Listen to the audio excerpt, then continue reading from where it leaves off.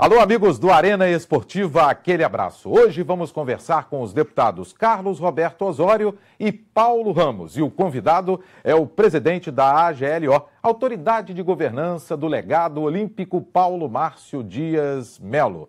Ele que também é graduado e especializado em Direito do Consumidor e em Administração Pública e tem também experiência no setor público. Antes, vamos aqui cumprimentar o deputado Carlos Roberto Osório. Osório, obrigado pela sua presença aqui no Arena. Rui, prazer estar aqui com vocês, uma satisfação. E vamos tratar de um tema que interessa a todo o Rio de Janeiro, o legado olímpico e o seu futuro. O deputado Paulo Ramos também está presente aqui nos estúdios da TV Alerj. Deputado, obrigado pela presença. Tem cadeira cativa. Nunca pensei que eu estaria diante de uma autoridade, né? A autoridade para o legado olímpico é a autoridade mesmo. Com certeza. Uma alegria, Osório, alegria também. Também temos a presença do Paulo Márcio, obrigado, presidente da AGLO, que veio aqui prestar esclarecimentos, tirar as dúvidas aqui, né, para os nossos telespectadores. Obrigado, Paulo. Rui, eu quero agradecer a você aí o convite de ter participado, aos deputados aqui pela paciência de me ouvir, né, e o que eu puder ajudar aí para elucidar as questões. Eu sei que é um tema polêmico, importante e necessário e que demanda muito tempo, mas eu estarei aqui à disposição para prestar todas as informações que eu tiver ao meu alcance. Eu vou começar pelo senhor, porque a grande pergunta que a população faz, e não só a população aqui do Rio de Janeiro, mas os atletas também fazem. O Parque Olímpico, o senhor que é o responsável por ali. Na verdade, Rui, eu fico pensando que eu sempre ouvi dizer que o Parque Olímpico estava abandonado, né? Então, o primeiro paralelo que eu digo é que o parque nunca esteve abandonado, nunca houve um abandono do parque. Nós terminamos a Paralimpíada em setembro, meados de setembro do ano passado, e só agora, em fevereiro deste ano, a gente consegue terminar a desmontagem da Arena 3, que hoje está com a Prefeitura, né? Que não pertence à União, mas à Prefeitura. Então, neste período de transição, de desmontagem, que demorou cinco meses, não havia condições de se realizar ali qualquer evento sem que a gente coloque, obviamente, em risco a população e os próprios atletas. E isso acontece no mundo inteiro, não foi um privilégio do Brasil. Nós fizemos uma desmontagem em 5 meses, que é um tempo extremamente razoável. E hoje nós temos um calendário consistente, né? Eu tenho todo um calendário até o final do ano totalmente preenchido nos finais de semana com evento. E aí agora, obviamente, diante das indagações, eu vou esclarecer ponto por ponto, né, qual é o meu projeto, qual é o nosso plano de legado, né, o que a gente pretende apresentar à população. Esse é um momento excelente para o telespectador da TV Alerj, que nos acompanha aqui no Arena, ter a presença do presidente da AGLO, que é o Paulo Márcio, que ele vai tirar todas as nossas dúvidas. Osório, você tem uma vasta experiência no esporte, afinal de contas, você foi o secretário-geral do Comitê Olímpico Brasileiro, esteve nos Jogos Pan-Americanos, trabalhou bastante para a cidade do Rio de Janeiro ter a Olimpíada e os Jogos Paralímpicos. Quando a gente trata de Parque Olímpico, foi o que o Paulo disse, Paulo Márcio, presidente. Se diz assim, está abandonado. E não é isso, segundo o que o Paulo Márcio disse, Osório. Olha, eu queria até aproveitar uma oportunidade de estar conversando com o Paulo para a gente esclarecer algumas coisas. Eu acho que essa é uma oportunidade excelente. Algumas críticas que as pessoas fazem, eu acho que são bastante pertinentes. Primeiro, o Rio de Janeiro fez um esforço enorme, assim como o Brasil, para receber as Olimpíadas aqui.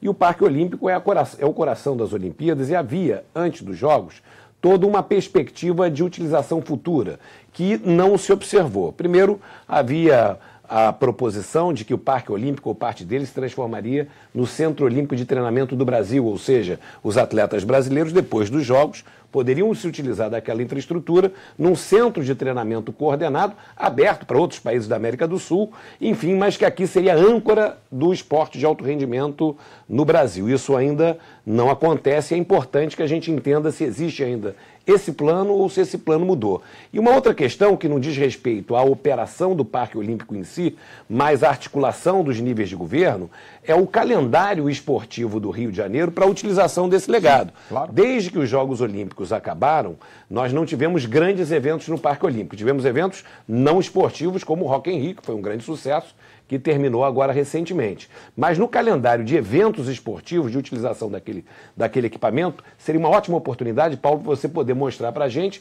o que você tem no seu calendário e se você acha que esse calendário é adequado para as possibilidades, de explorar a máxima possibilidade daquele espaço.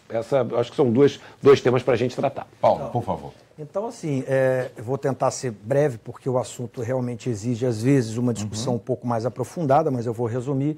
Eu acho que você está coberto de razão, Osório, quando você coloca que assim, a esperança, né, o que todos nós esperávamos era que o Parque Olímpico, já num primeiro momento, tivesse atividades mais desenvolvidas de forma mais rápida. A Prefeitura acreditou numa PPP, que todos nós sabemos, a PPP ela acabou não acontecendo. Eu acho que houve um equívoco de não ter sido feito um plano de legado mais consistente, um plano B, né? É você imaginar que uma situação não deu certo, então como a gente poderia fazer para agora consertar ou pelo menos amenizar o problema. E por isso a União, né, sensível a esse tipo de problema depois da PPP, resolveu assumir a Arena 1, a Arena 2, o velódromo e o tênis. E aí a gente começa a iniciar um plano de desenvolvimento, um plano de legado, que eu apresentei numa audiência pública já, né, um plano consistente, um plano bacana, mas que obviamente exige um tempo para ser colocado em prática. Eu tenho atingido todas as minhas metas lá nesse plano de legado com muito esforço da minha equipe também. Não é fácil você colocar um legado olímpico, né, onde se gasta milhões e a população exige uma participação cada vez maior nesse plano de legado. Não é fácil de você colocar isso num curto espaço de tempo em prática. Então nós fizemos alguns eventos teste. Como é que a gente inicia? Fazendo um evento teste. É a gente sentir qual é a necessidade, o que a gente precisa de melhorar, quais são as adequações necessárias do modo jogo para o modo legado. E aí nós fizemos o Desafio dos Gigantes, que foi o primeiro evento já em fevereiro, a União assume em janeiro apenas as arenas. Em fevereiro a gente faz esse Desafio dos Gigantes, foi um sucesso. E ali a gente já começa a observar que é possível a gente também, junto e paralelo com uma agenda consistente a ser montada, a gente consegue aferir com a cessão dos espaços alguns benefícios para o próprio legado. Então, só para te dar um exemplo, com a desmontagem da minha arena de tênis, na ocasião, eu não tinha guarda-corpo. O guarda-corpo custava R$60 mil, evidente que uma licitação demoraria no mínimo 4 meses para ser realizada. Isso me impediria, obviamente, a licença do Corpo de Bombeiro e me impediria também a realização de novos eventos. Eu, com a Confederação Brasileira de Vôlei, cedi o espaço, fiz o evento, consegui esses R$60 mil em contrapartida, e isso não entra em dinheiro para a GLO, né, não entra em dinheiro nos meus cofres. Eu transformo isso em benfeitorias imediatas para o legado. E assim eu tenho feito esse tipo de parceria.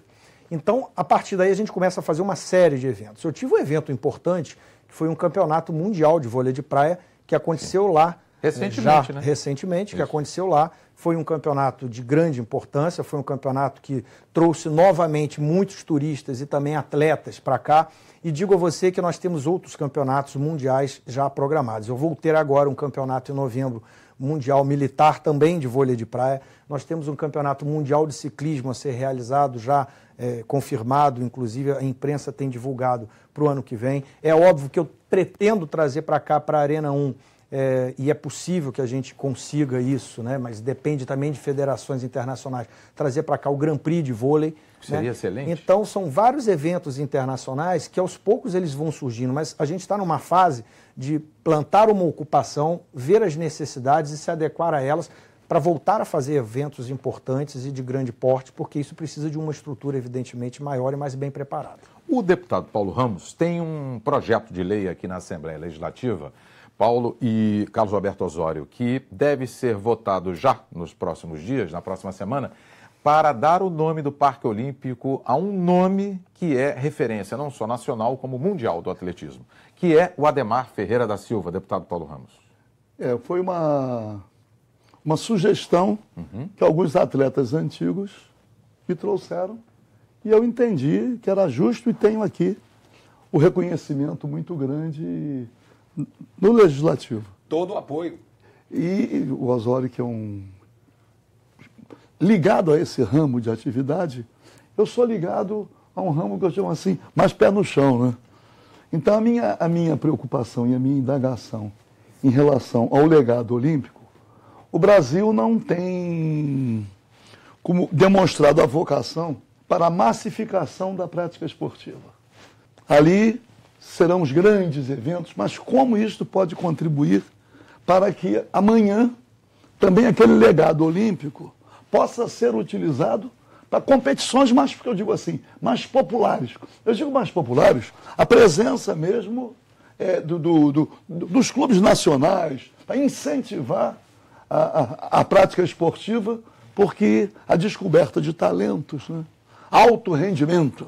Né? Mas isso precisa da massificação da prática esportiva, não o esporte sendo visto única e exclusivamente para os talentos, mas o esporte também massificado, contribuindo para a saúde, para a alegria, a questão social, para tudo.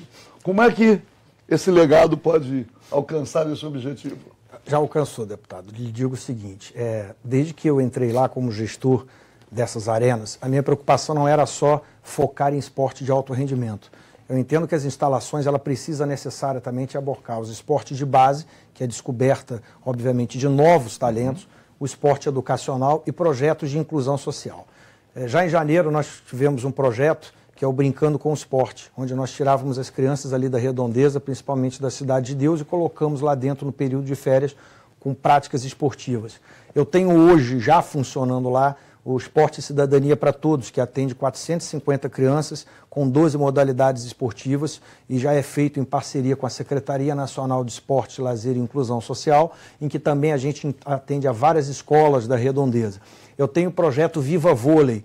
Todas as vezes em que eu faço qualquer evento lá ligado esportivo, eu exijo que tragam projetos juntos de inclusão social, projetos educacionais. Então, projeto de tênis de mesa, eles trazem crianças carentes da região. Projetos em São Pagos, como foi o vôlei. O Viva Vôlei levou 1000 crianças para lá. A Kira Grace fez um evento de jiu-jitsu, também levou crianças para lá.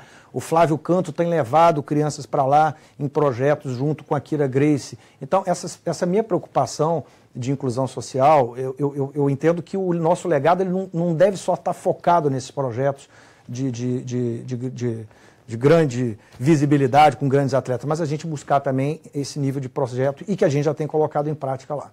Daqui a um pouquinho, nós vamos continuar com os deputados Carlos Roberto Osório, Paulo Ramos e também com o presidente da AGLO, Paulo Márcio, aqui no Arena Esportiva, tratando do assunto do Parque Olímpico do Legado, para nós aqui do Rio de Janeiro e, por que não dizer, também para o Brasil. Já, no Arena Esportiva.